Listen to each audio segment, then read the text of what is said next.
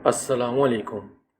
اگر آپ ہمارے چینل پہ نئے ہیں تو اس کو سبسکرائب کر لیں اور بیل آئیکن کو پریس کرنا مت بھولیے گا تاکہ ہماری ہر آنے والی ویڈیو کا نوٹیفیکیشن آپ کو مل سکے۔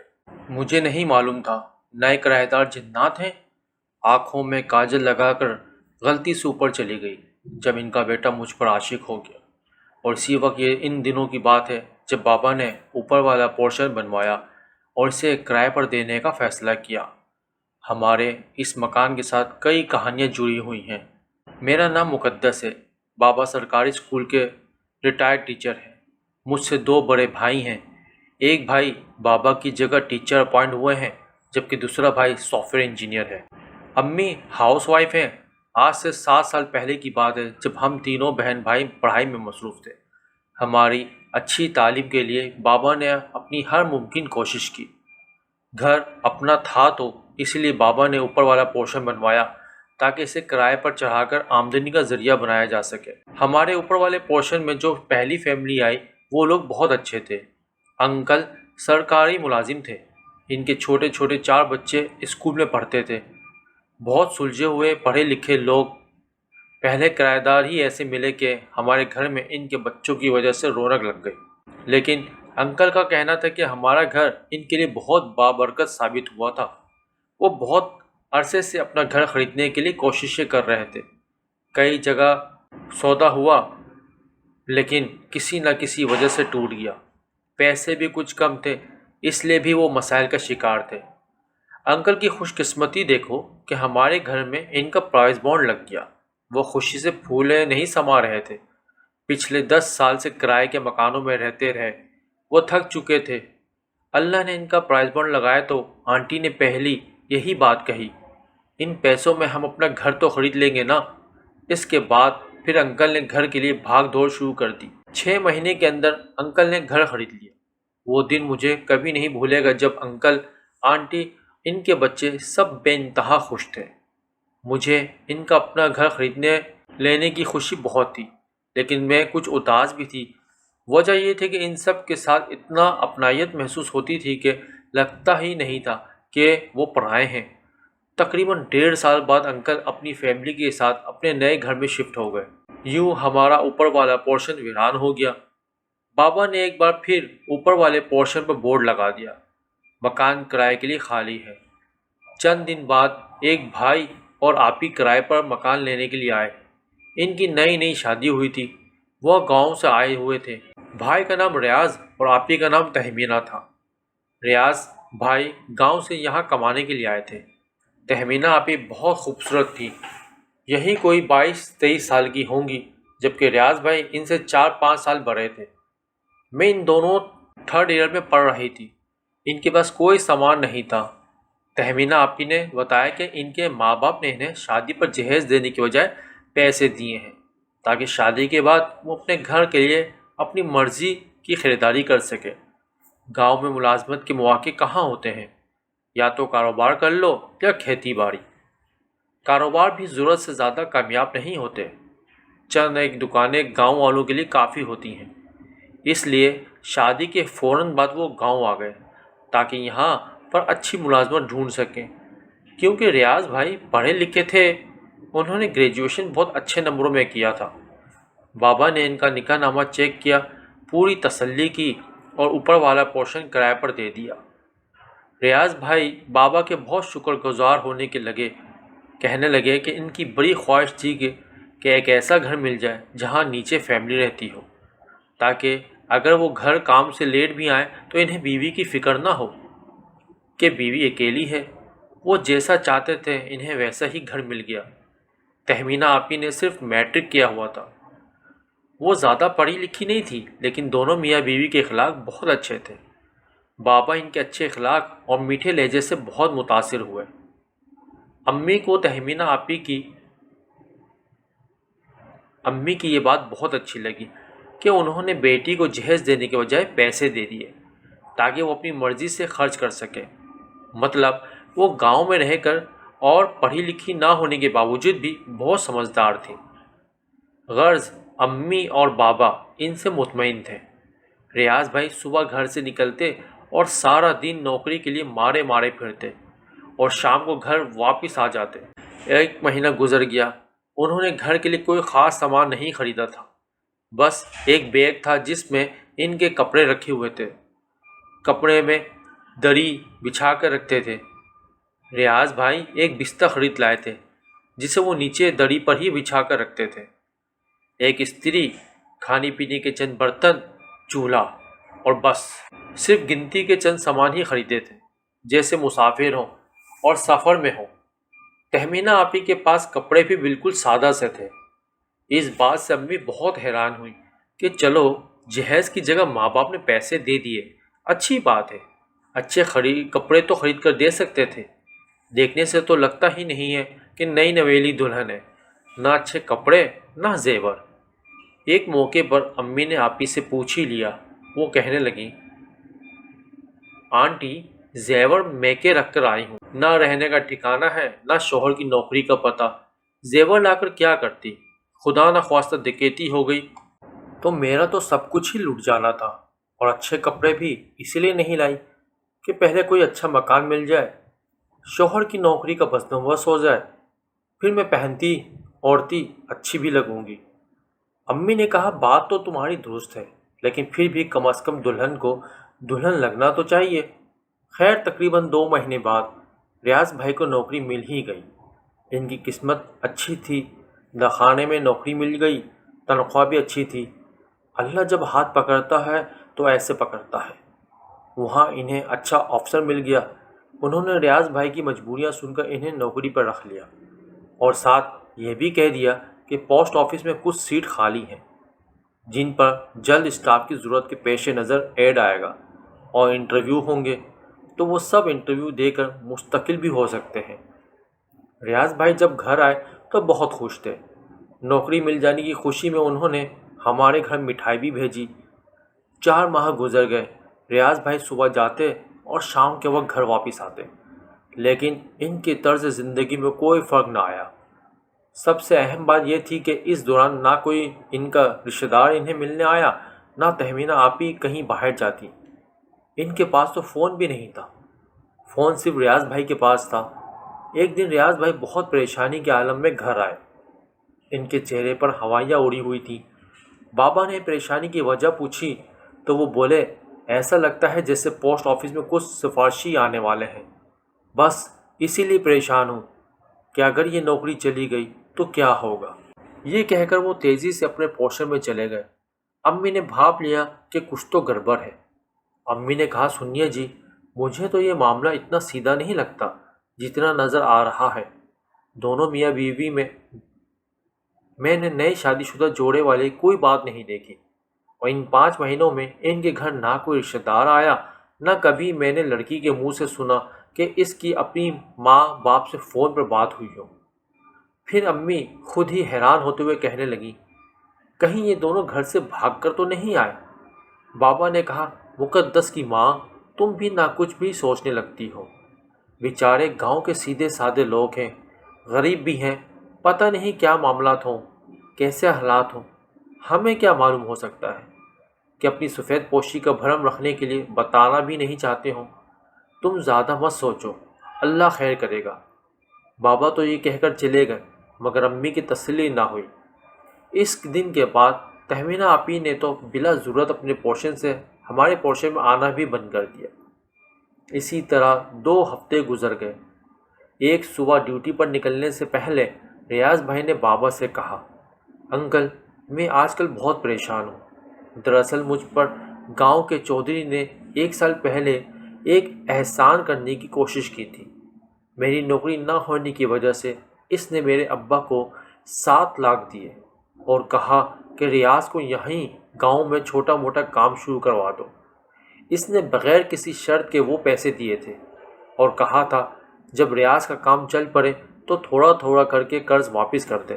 ابا قرض خوشی خوشی گھر لے آئے کیونکہ غریبی نے بہت پریشان کر رکھا تھا۔ ابا نے لوگوں سے مشورہ کرنا شروع کر دیا کہ 7 لاکھ میں کون سا کام شروع کیا جا سکتا ہے جس میں فائدہ زیادہ اور نقصان کم، کیونکہ قرض کی رقم بھی واپس کرنا تھی۔ چند دن بعد چودھری نے ابا کو بلا کر کہا کہ ریاض کو 2nd ٹائم کام شروع کرا دو، پہلے ٹائم وہ میرے پاس کام کرے اور سیکنڈ ٹائم اپنی دکان پر بیٹھ جائے۔ ابا میرے سمجھدار شخص تھے، وہ 2 دن تو سوچتے رہے کہ کیا کیا جائے۔ پھر 2 دن کے بعد ابا نے پیسے لیے اور چودھری کو واپس کر دیے۔ ابا ان کو سمجھ چکے تھے کیونکہ چودھری یہ چاہتا تھا کہ میں اس کا پکا ملازم بن جاؤں۔ چودھری کے 3 بیٹے تھے اور تینوں بالکل نکمے تھے۔ ایک نے بامشکل میٹرک کیا تھا جبکہ 2 نے مڈل میں ہی اسکول چھوڑ دیا۔ چودھری کو اپنے کاروبار کے حساب کتاب کے لیے ملازم کی ضرورت تھی، لیکن مسئلہ یہ تھا کہ چودھری ایک تو پیسے پورے نہیں دیتا تھا، پہلے بھی گاؤں کے 2-3 پڑھے لکھے لڑکوں نے اس سے بڑا خراب کیا، پیسے وقت پر نہیں دیتا تھا یا بہت کم دیتا تھا۔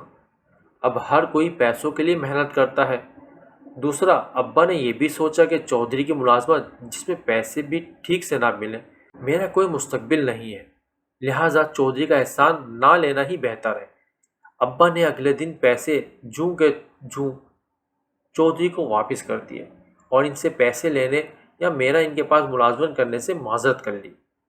یہ بات چودھری کو بہت بری لگی اور اس نے انکار کو اپنا انا کا مسئلہ بنا لیا۔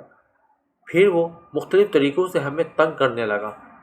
بابا نے کہا، بیٹا یہ تو اچھی بات نہیں ہے، جس کا جہاں دل کرے کام کے لیے تو کرے ورنہ نہیں کرے، اس میں آنا کہاں سے آ گئی؟ ریاض بھائی نے کہا، انکل ہم گاؤں میں رہتے ہیں، گاؤں دیہات میں جو وڈیرا چاہتا ہے وہی ہوتا ہے، طاقتور لوگوں سے کون ٹکرا سکتا ہے؟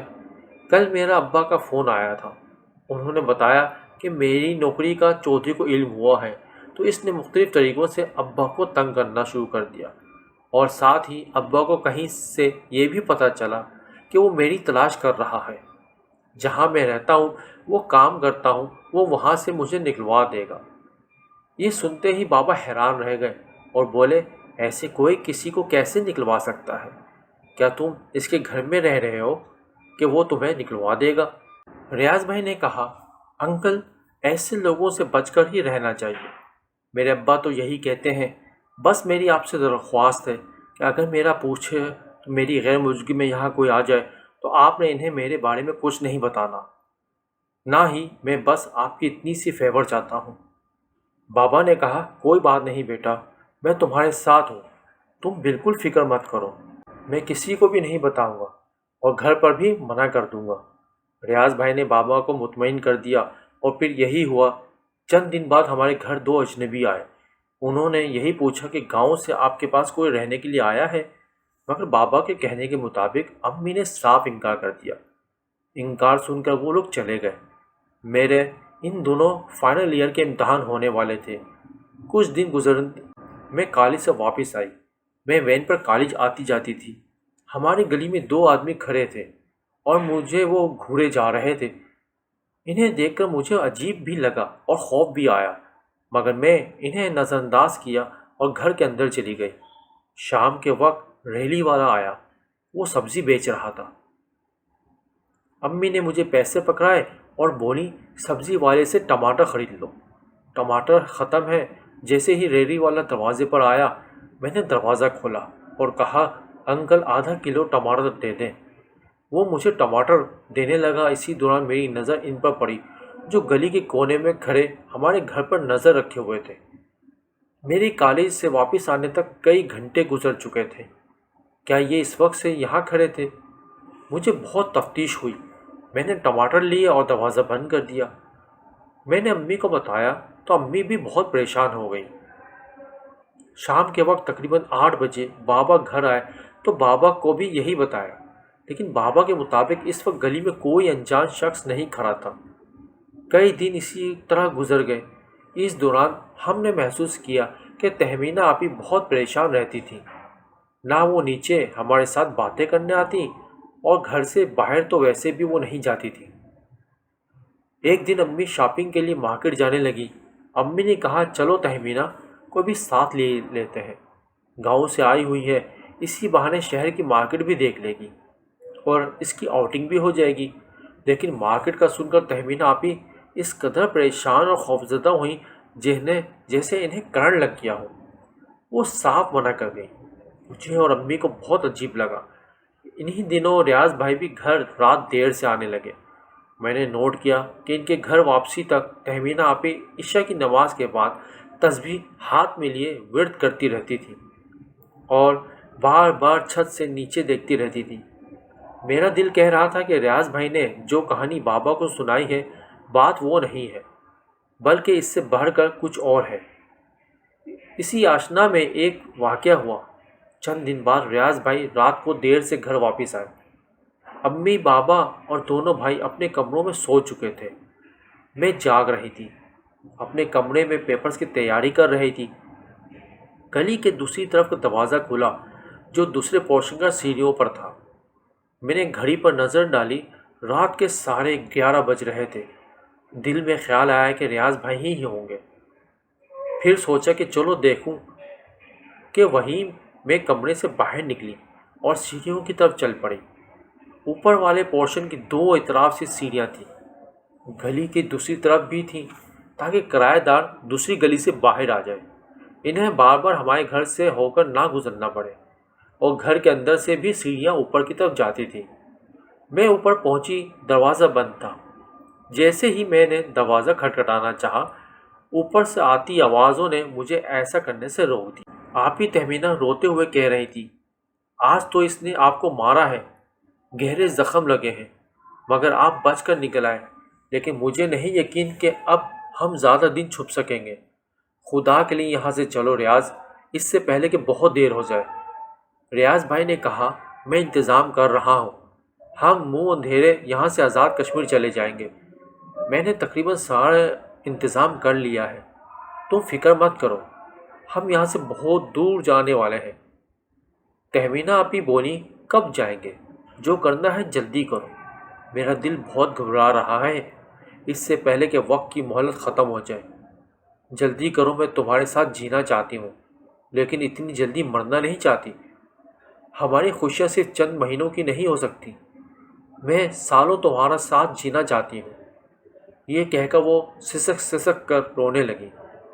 ریاض بھائی نے کہا، انشاءاللہ ہم سالوں ایک ساتھ جئیں گے، تم فکر مت کرو۔ چلو اب کمرے میں چلو۔ وہ لوگ کمرے میں چلے گئے، میں دبے پاؤں اپنے کمرے میں آ گئی۔ اب مجھے تہمینہ آپی کے خوفزدہ رہنے اور گھر سے باہر نہ جانے کی وجہ سمجھ آ رہی تھی۔ میں نے یہ راز کسی کے سامنے افشا نہیں کیا، کیونکہ امی نے پریشان ہو کر ہائے ہائے کر دینی تھی، اور میں چاہتی تھی کہ وہ لوگ باحفاظت محفوظ مقام پر چلے جائیں۔ 2 دن ریاض بھائی اپنی جاب پر نہیں گئے۔ تیسرے دن صبح ناشتے کے بعد وہ ہمارے گھر چلے آئے۔ بابا گھر پر موجود تھے۔ بابا سے کہنے لگے، انکل مجھے ابھی ابھی فون آیا ہے، میرا بہت اچھا دوست وہاں کینٹ میں رہتا ہے، اس نے میری نوکری کی بات کر لی ہے، میں نے آج رات وہاں کینٹ کے لیے نکلنا ہے۔ بابا نے کہا، رات کس وقت جانا ہے بیٹا؟ ریاض بھائی بولے، انکل میں نے معلوم کیا ہے وہاں کینٹ کے لیے آخری گاڑی رات 2 بجے نکلتی ہے، میں آخری گاڑی سے جاؤں گا۔ بابا نے کہا، تو بیٹا جانا ہی ہے تو دن میں چلے جاؤ، رات کا سفر میرے خیال سے تو مجبوری کے علاوہ نہیں کرنا چاہیے۔ ریاض بھائی کہنے لگے، اللہ مالک ہے انکل، مشکل تو جہاں جس وقت آنی لکھی ہو آ کر ہی رہتی ہے، چاہے دن ہو یا رات، آپ پریشان نہ ہو۔ میرے دوست نے مجھے رات کے وقت آنے کے لیے کہا ہے، وہ دن میں گھر پر نہیں ہوگا۔ بابا نے کہا، ٹھیک ہے بیٹا، جیسے تمہیں آسانی ہو۔ اس کے بعد ریاض بھائی واپس اوپر چلے گئے۔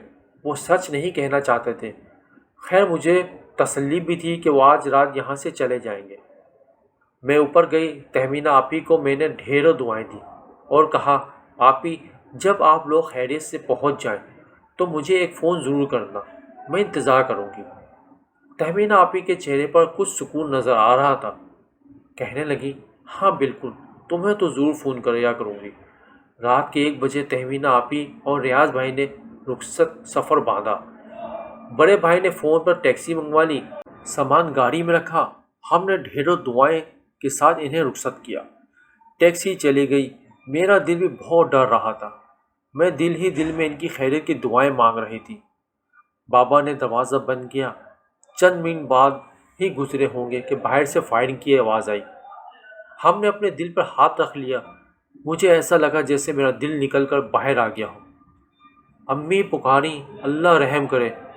بابا اور دونوں بھائی باہر کی طرف بھاگے۔ امی نے کہا، آپ لوگ کیوں جا رہے ہیں؟ پتہ نہیں باہر کیا ہو رہا ہے۔ بابا بولے، دعا کرو سب خیریت ہو، کچھ نہیں ہوتا۔ یہ کہہ کر بابا اور دونوں بھائی باہر نکل گئے۔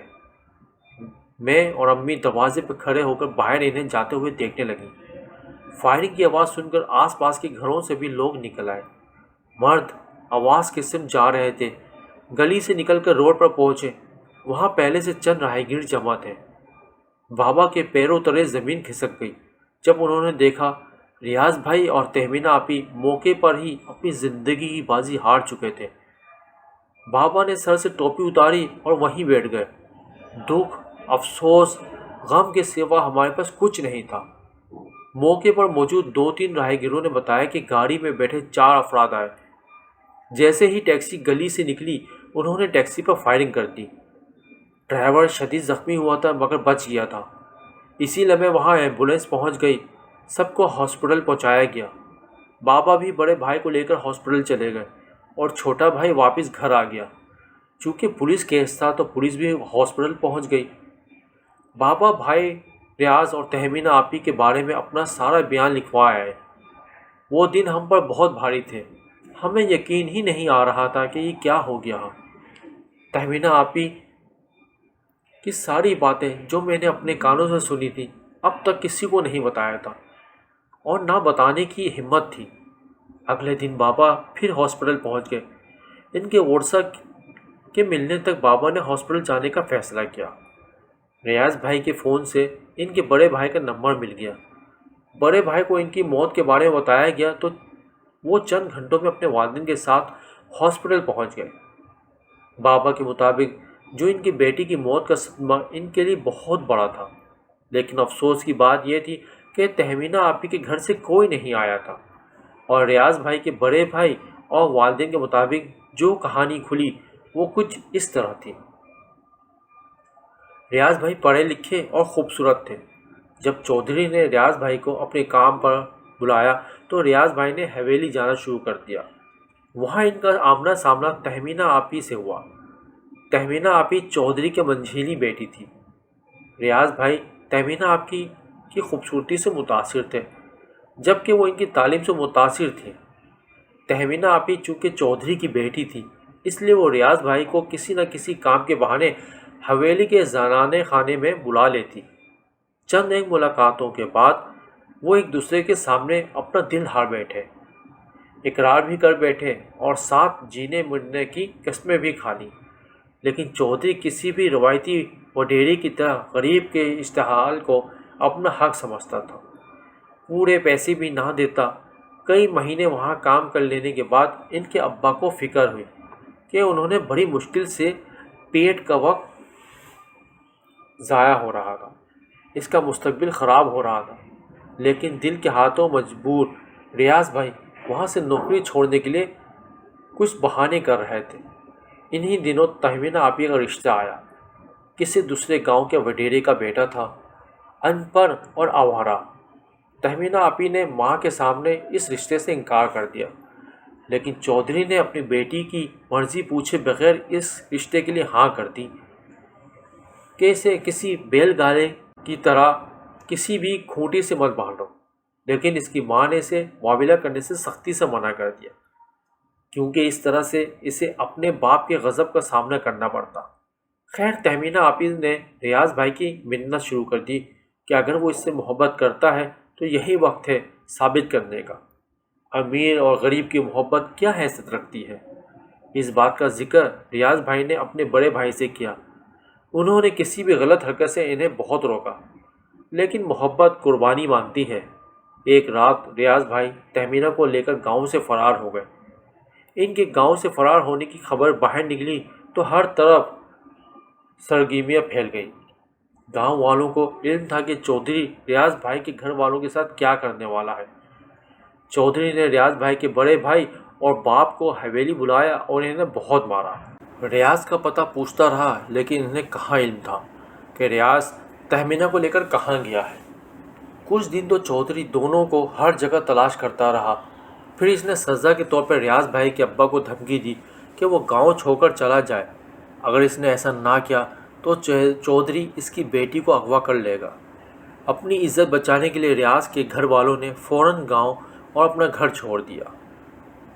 यही नहीं, चौधरी के मुलाजमों ने इन्हें बेइज्जत करके गांव से बेदखल किया। दूसरी तरफ रियाज भाई शहर में इनके साथ कॉलेज में पढ़ने वाले एक दोस्त के घर आए। इनका दोस्त रुपए पैसे वाला था। दोस्त की मदद से उन्होंने तहमीना आपी के साथ निकाह किया। चंद दिन दोस्त के फ्लैट में रहे। इसके बाद फ़िक्र रोज़गार ढूंढने निकले। दोस्त का मज़ीद एहसान लेना मुनासिब ना समझा और किराए का मकान ढूंढते रहे। हमारे घर आ पहुँचे। मेरे आंसू नहीं थम रहे थे। इनकी याद आ रही थी। मेरे लिए तहमीना आपी बहुत ख़ास थी। तहमीना आपी और रियाज भाई कभी एक नहीं हो सकते थे, क्योंकि इनकी क्लास एक नहीं थी। इनकी हैसियत के बीच ज़मीन और आसमान जितना फासला था, जो कभी ख़त्म नहीं हो सकता था। फिर ज़बरदस्ती की शादी ने तहमीना आपी को इस इंतहाई कदम उठाने पर उकसाया। रियाज भाई के अब्बा ने अपना जवान बेटा खो दिया। आप ही तहमीना ज़िंदगी की खुशियों के साथ अपनी ज़िंदगी ही कुर्बान कर बैठी। इस मोहब्बत की इन्हें कितनी बड़ी कीमत अदा करनी पड़ी। अम्मी ने तो बाबू को साफ मना कर दिया कि आइंदा किसी शादीशुदा जोड़े को बग़ैर तहकीक किए मकान किराए पर नहीं देंगे। कितने ख़तरनाक लोग थे। अगर दुश्मनी के चक्कर में हमारे घर घुस आते तो क्या होता, किसी को भी नुकसान पहुंचा सकते थे। इस वाक़े के कम से कम 6 महीने तक हमारा ऊपर वाला पोर्शन खाली पड़ा रहा। इस दौरान बड़े भाई ने अपनी तालीम मुकम्मल की और बाबा की जगह पर टीचर लग गए। बाबा रिटायर हो चुके थे। छोटे भाई इंजीनियर बन रहे थे। इनका भी यूनिवर्सिटी में आखिरी साल था। मैंने BS मुकम्मल किया और मेरा एडमिशन यूनिवर्सिटी में हो गया। मैं भी यूनिवर्सिटी जाने लगी। हम सब बहन भाइयों की अच्छी तालीम बाबा का ख्वाब था, इसीलिए उन्होंने बहुत मेहनत की। तकरीबन 6 महीने बाद एक नई फैमिली हमारे किराएदार बने।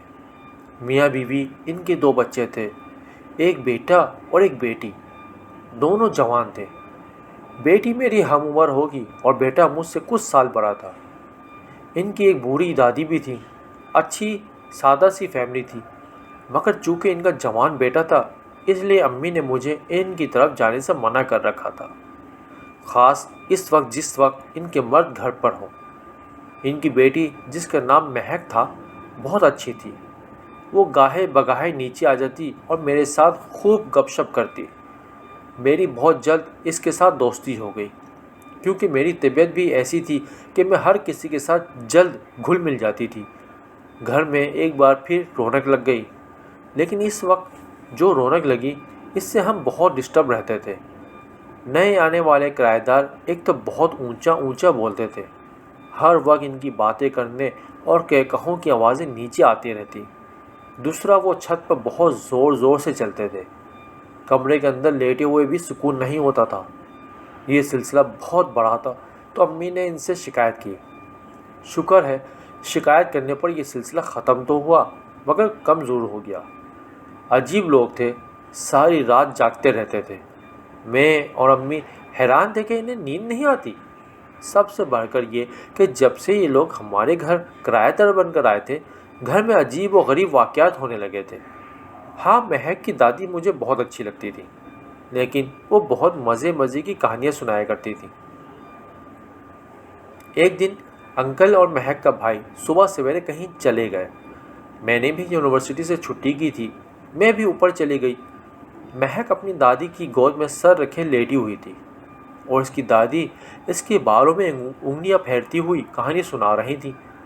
मैं भी इनके पास बैठकर कहानी सुनने लगी। गांव एक खौफनाक दियों की कहानियों से गूंज रहा था, जो पहाड़ों पर घूमता रहता था।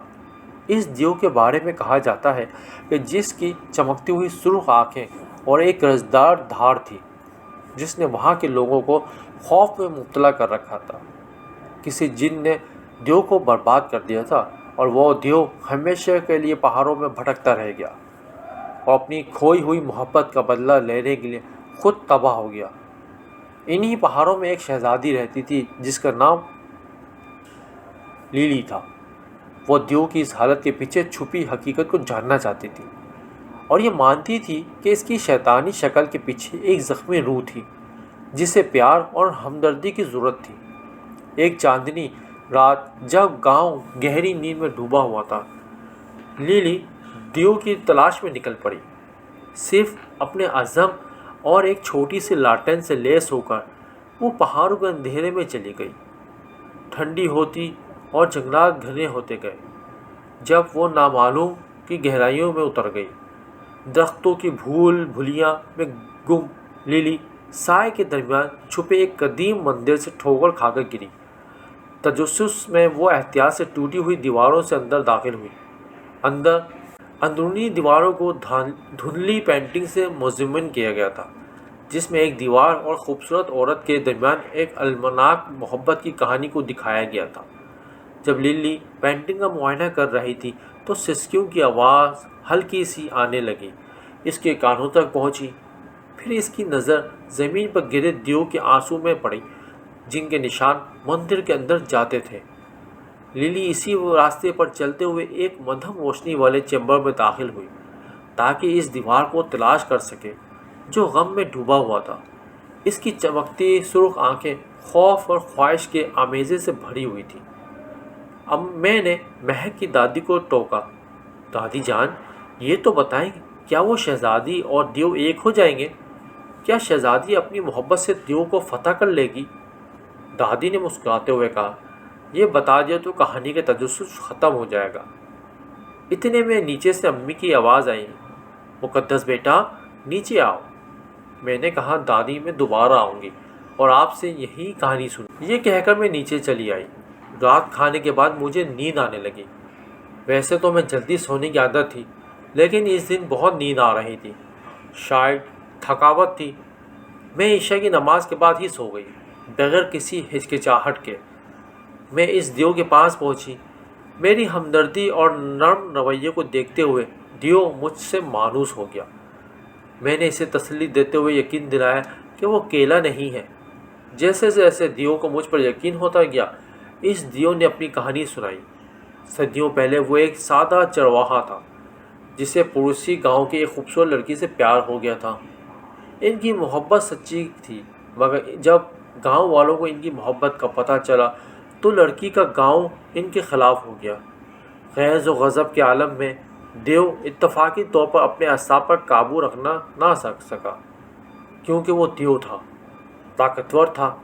کمزور انسان سے شکست کھانا اس کی شان کے خلاف تھا، جس سے اس کے محبوب یعنی اس لڑکی کی موت واقع ہو گئی۔ اس المناک دن کے بعد سے دیو جرم کے احساس اور غم کے عالم میں ان پہاڑوں میں گھوم رہا تھا۔ ہر پورے چاند کی رات وہ خود کو بھیانک شکل میں بدل دیتا، اس درد کی یاد دہانی کے لیے جو اس نے کی تھی۔ میں ہر رکاوٹ کو عبور کرتی چلی گئی۔ ہمارا ایک دوسرے پر اعتماد مضبوط ہوتا چلا گیا۔ ہماری ہمت نے اندھیروں کو پیچھے دھکیل دیا۔ آخرکار مختلف آزمائشوں کے بعد ہم مندر سے باہر آ گئے۔ مندر سے باہر کرسٹل کا ایک درخت تھا جو ایک دوسری دنیا توانائی کو پھیلاتا تھا۔ میں نے اور دیو نے کرسٹل کو اپنے ہاتھوں سے چھوا، جس سے روشنی کی ایک لہر جاری ہوئی، اور اسی لمحے میں وہ جادو ٹوٹ گیا اور دیو اپنی حقیقی شکل میں بدل گیا۔ نہ صرف دیو اپنی حقیقی خوبصورت شکل میں تبدیل ہو گیا، بلکہ اس کے اندر محبت اور شکر گزاری سے بھری ایک نرم روح تھی۔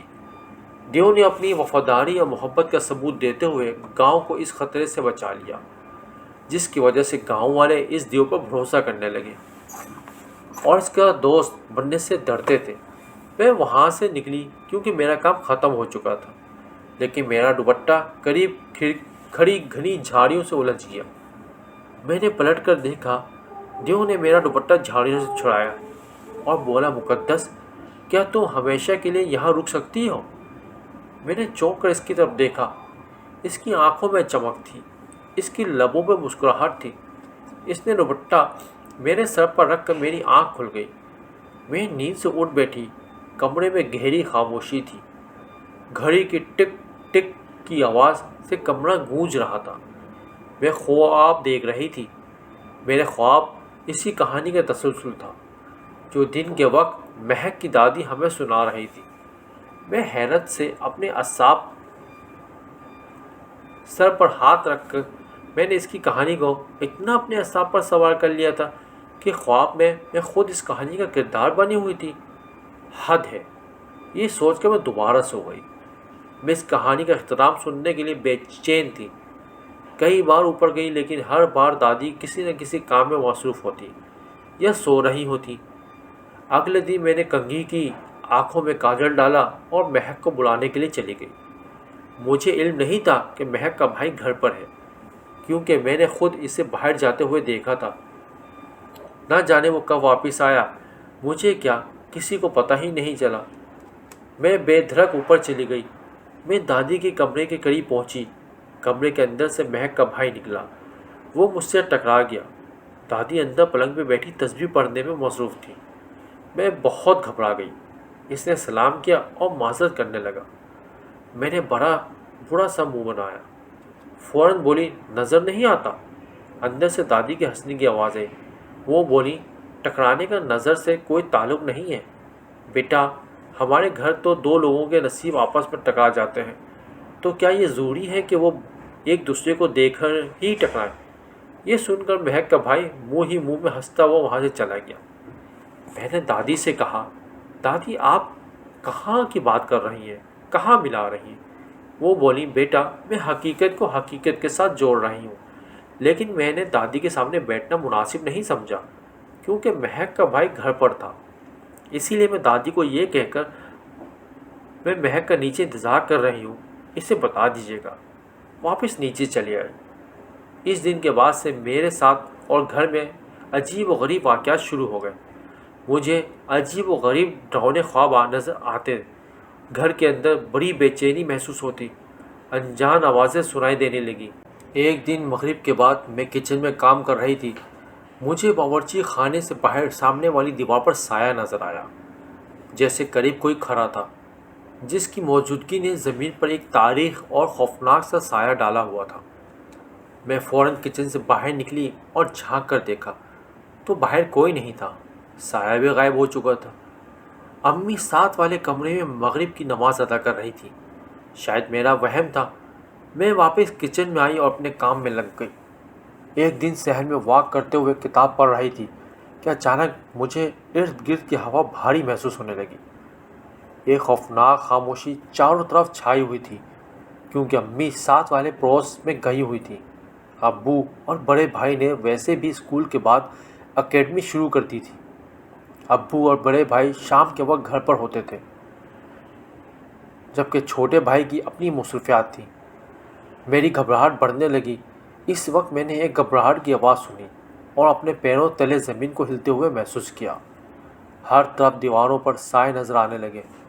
میں اپنا توازن برقرار نہ رکھ سکی، نیچے گرنے ہی والی تھی کہ دروازہ کھلا اور امی اندر چلی آئیں۔ میں خوفزدہ نظروں سے امی کی طرف دیکھنے لگی۔ اس سے پہلے کہ میں کچھ کہتی، امی کے اندر آتے ہی سب کچھ نارمل ہو گیا۔ امی نے مجھے دیکھ لیا اور بولی، کیا بات ہے مقدس، اتنی حیرت سے کیوں دیکھ رہی ہو؟ میں نے کہا، نہیں امی، کچھ نہیں، میں تو بس یوں ہی شام ہو گئی تھی نہ، تو یہی سوچ رہی تھی کہ آپ ابھی تک نہیں آئی۔ امی نے شاپر پکڑ رکھا تھا، وہ لے کر کچن کی طرف جاتے ہوئے بولی، میں نے ساجدہ کے بیٹے سے مارکیٹ سے کچھ سامان منگوایا تھا۔ ساجدہ نے فون کر کے بتایا کہ سامان آ گیا ہے، وہی لینے گئی تھی، اسے پیسے بھی دینے تھے، اس لیے خود چلی گئی۔ میں اپنے کمرے میں چلی آئی۔ اس دن کے بعد سے نہ ختم ہونے والا ایک سلسلہ چل نکلا۔ رات کو سوئی تو خواب میں کیا دیکھتی ہوں کہ میری جلد جگہ جگہ سے ادھر رہی ہے، گہرے زخموں نے میرے حواس گم کر دی ہیں۔ میں کسی انجان جگہ پر اکیلی کھڑی تھی، آس پاس کوئی نہیں تھا، اور میرے ساتھ کیا ہو رہا تھا سمجھ سے باہر تھا۔ میں کسی کو مدد کے لیے کیا پکارتی؟ اگلے ہی لمحے میرے زخموں پر پانی کے قطرے گرنے لگے۔ میں نے اوپر کی طرف دیکھا، کوئی نہیں تھا، بارش بھی نہیں ہو رہی تھی، تو پھر یہ قطرے کہاں سے گر رہے تھے؟ میرے زخموں پر جہاں جہاں قطرے گرتے وہاں وہاں کے زخم بالکل ٹھیک ہونے لگتے۔ جیسے اس جگہ کچھ ہوا ہی نہیں ہوا۔ خوف سے میرا دل دھڑکنے لگا۔ جب میں نے مہک کے بھائی کو اپنے سامنے کھڑا ہوا پایا، وہ بولا، مجھ سے مت ڈرو مقدس۔ اس کی آواز فضا میں گونج اٹھی۔ میں تمہاری خوبصورتی اور حسن کی بہت قریب سے تعریف کرنا چاہتا تھا۔ اس دن کے بعد مجھے خبر ہی نہیں ہوئی کہ کب تم میرے لیے اہم ہوتی چلی گئی۔ میں نہیں جانتا، لیکن کیا اس کو محبت کہتے ہیں؟ محبت کا لفظ سن کر میں پیچھے ہٹنے لگی۔ میں خوف سے کانپ رہی تھی۔ اس کے چونکا دینے والے الفاظ مجھے حیرت زدہ کر رہے تھے۔ وہ اپنا لہجہ نرم کرتے ہوئے بولتا رہا، میں نے صدیوں سے تنہائی میں زندگی گزاری، شاید دنیا سے کنارہ کشی ہی کر لی تھی، لیکن جب میں نے پہلی بار تمہیں دیکھا تو سب کچھ بدل گیا۔ تمہاری موجودگی مجھے خوشی دیتی ہے اور مجھے ایسا لگ رہا تھا جیسے وقت کا پہیہ رک گیا ہے۔ مہک کا بھائی اور میں خاموش کھلے میدان میں آمنے سامنے کھڑے تھے، لیکن پھر اچانک پتہ نہیں کیا ہوا اور خود بخود ہوتا چلا گیا۔ میرا خود پر اختیار نہیں رہا۔ دل نے ایک ایسا فیصلہ کیا جس کے لیے میں خود بھی تیار نہیں تھی۔ میں نے اپنے قدم اس کی طرف بڑھائے اور اس کے جذبات کو قبولیت کا اشارہ دے دیا۔ وہ بھی حیران تھا، شاید اسے یہ سب اتنی جلدی ہونے کی توقع نہیں تھی۔ اس کا چہرہ حیرانی اور پھر خوشی میں بدل گیا۔ اس نے نرمی سے میرے ہاتھ کو اپنی بڑی ہتھیلی میں پکڑا، جیسے وہ میرے نازک ہاتھوں کو تکلیف نہ پہنچانا چاہتا ہو۔ ہم دنیا سے بے خبر انجان سمت کی طرف چل پڑتے۔ چلتے چلتے جنگل میں پہنچ گئے۔ میں نے اس سے یہ بھی نہ پوچھا کہ ہم جنگل میں کیوں جا رہے ہیں، لیکن جنگل کی اس گہرائیوں میں جہاں ہلکی ہلکی سی سرگوشیاں گردش کرنے لگیں، ایسا لگ رہا تھا جیسے درختوں پر بیٹھے چرند پرند آپس میں باتیں کر رہے تھے۔ گلہریاں ہمیں دیکھ رہی تھیں اور ایک دوسرے کے کانوں میں کچھ کہہ رہی تھیں۔ پتے ہلتے ہوئے سرگوشی کر رہے تھے۔ ہوا جب ہمیں چھو کر گزرتی تو لگتا ہمارے ساتھ بول رہی ہوں۔ اس کی محبت نے مجھے چند لمحوں میں اپنا بنا لیا تھا، بغیر یہ جانے کہ وہ کون ہے۔ میں نے اس کے ساتھ اس کی شخصیت میں ایسا سحر محسوس کیا تھا جو پہلے کبھی کسی میں نہیں دیکھا۔ اچانک چلتے چلتے ہم جنگل کے بیچوں بیچ رک گئے اور وہ بولا، مقدس، مجھے یقین ہے کہ تم مجھے کبھی نہیں چھوڑو گی، یہ جانتے ہوئے بھی کہ میں جن زاد ہوں۔ یہ سنتے ہی میں چونک کر اس کی طرف دیکھا۔ اس کا چہرہ بدلنے لگا، خوف کے مارے میں پیچھے ہٹنے لگی۔ دیکھتے ہی دیکھتے وہ بالکل بدل گیا۔ میں نے ایک چیخ ماری اور میں اٹھ کر بیٹھ گئی۔ خوف سے میری بری حالت ہو چکی تھی اور میں پسینے میں شرابور تھی۔ چند لمحوں بعد کچھ حواس قابو میں آئے تو محسوس ہوا کہ میرے کمرے کا ٹیمپریچر معمول سے کافی کم تھا۔ حیرت کے مارے میری انتہا نہ رہی۔ کمرے کا ٹیمپریچر کم تھا اور مجھے پسینہ آیا ہوا تھا۔ باہر کا موسم تھا، لیکن میں نے الماری سے کمبل نکالا اور کمبل اوڑھ کر سو گئی۔ آدھی رات کا وقت تھا، امی کو اٹھانا بھی مناسب نہیں تھا۔ میں نے اگلے دن امی کو اپنے ساتھ ہونے والے سارے واقعات اور رات کے وقت دیکھے خواب کے بارے میں بتا دیا، کیونکہ اب میں بہت خوفزدہ ہو گئی تھی۔ امی نے سنا تو انہیں بھی تفتیش ہونے لگی۔ امی نے ڈائریکٹ بابا سے بات کرنے کے بجائے احتیاطاً ساجدہ آنٹی سے کسی اچھے عامل کا پتہ لیا اور عامل کے پاس پہنچ گئی۔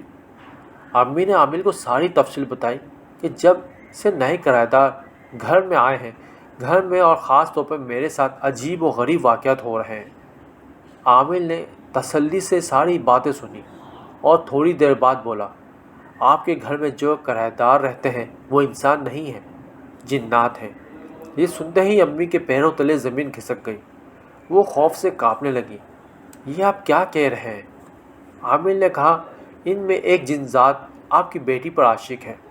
امی نے اپنی پوری زندگی ایسا واقعہ نہ سنا تھا اور نہ دیکھا تھا۔ وہ عامل کی منتیں کرنے لگی کہ اگر آپ سچ کہہ رہے ہیں تو ان سے ہمارا پیچھا چھڑائیں۔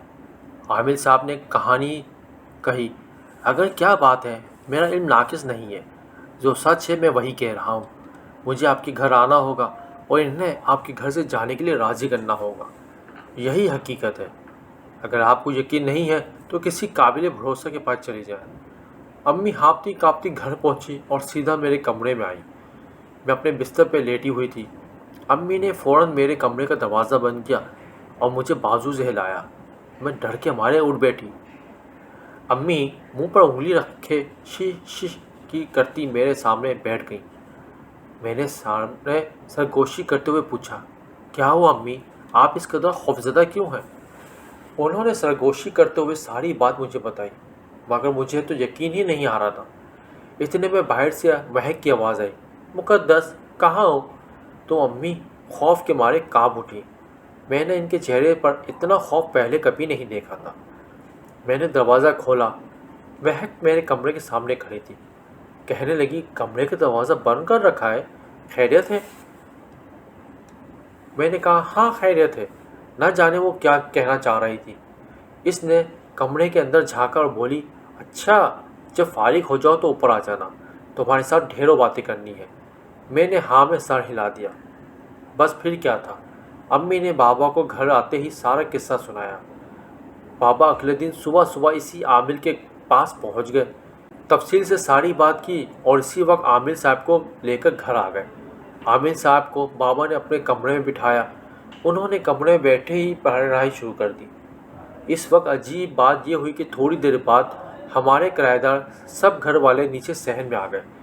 امی تو چیخ مارتی مجھے بازو سے کھینچتی کمرے میں چلی آئی۔ عامل صاحب اپنی تسبیح لیے صحن میں چلے گئے۔ تمام جنات عامل صاحب کے سامنے کھڑے تھے۔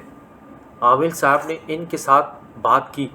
وہ بولے وہ کسی ضروری کام سے انسانوں کی دنیا میں آئے تھے اور چند دنوں میں واپس جانے والے تھے، لیکن عامل صاحب نے ان سے وعدہ لیا اور فوراً اپنا گھر چھوڑنے کے لیے آمادہ کر لیا۔ دادی جنزادی جو سب سے بڑی تھی کہنے لگی، میں ذمہ داری لیتی ہوں کہ ہم سب ابھی چلے جائیں گے، لیکن مہک کے بھائی جنزادے نے میرے بغیر جانے سے انکار کر دیا۔ یہ سنتے ہی امی نے مجھے اپنے پیچھے چھپا لیا، حالانکہ ہم کمرے میں ہی تھے۔ عامل صاحب ان کے ساتھ کافی دیر بحث کرتے رہے، لیکن کوئی نتیجہ نہ نکلا۔ بالآخر عامل صاحب نے جنزادے کو قید کرنے کی دھمکی دے دی۔ انہوں نے کچھ پڑھ کر جنزادے پر پھونکا، وہ درد سے بلبلانے لگا۔ دادی جنزادی فوراً بولی، رک جاؤ، ہم ابھی یہاں سے چلے جائیں گے، تاہم کسی کو نقصان نہیں پہنچائیں گے، نہ ہمیں کوئی نقصان پہنچانے آئے۔ عامل صاحب نے کہا، بالکل میں بھی یہی چاہتا ہوں، مگر میں نے تمہارے پوتے پر ایسا عمل کیا ہے کہ اس کا اثر کوکاف جا کر ہی ختم ہوگا۔ تمام جنات واپسی کے لیے تیار تھے۔ مہک جنزادی بہت محبت اور دکھ کے ساتھ مجھے دیکھ رہی تھی۔ آن کی آن میں دیکھتے ہی دیکھتے وہ سب ہماری نظروں کے سامنے سے غائب ہو گئے۔ ان کے جانے کے بعد عامل صاحب نے چند تعویذ لکھے اور بابا کو دیتے ہوئے بولے، 7 جمعرات ہر تعویذ مغرب کے بعد صحن کے بیچوں بیچ جلانا ہے اور چھت کے اوپر بھی جلانا ہے، انشاءاللہ پھر یہ کبھی آپ کے گھر نہیں آ سکیں گے۔ عامل صاحب چلے گئے۔ ان کی ہدایت کے مطابق ہم نے ایسا ہی کیا، مگر اس واقعے کے بعد تو امی نے بابا کو سختی سے منع کر دیا کہ ہم روکھی سوکھی کھا لیں گے، مگر میں اب اوپر والا پورشن کرایہ پر نہیں دوں گی۔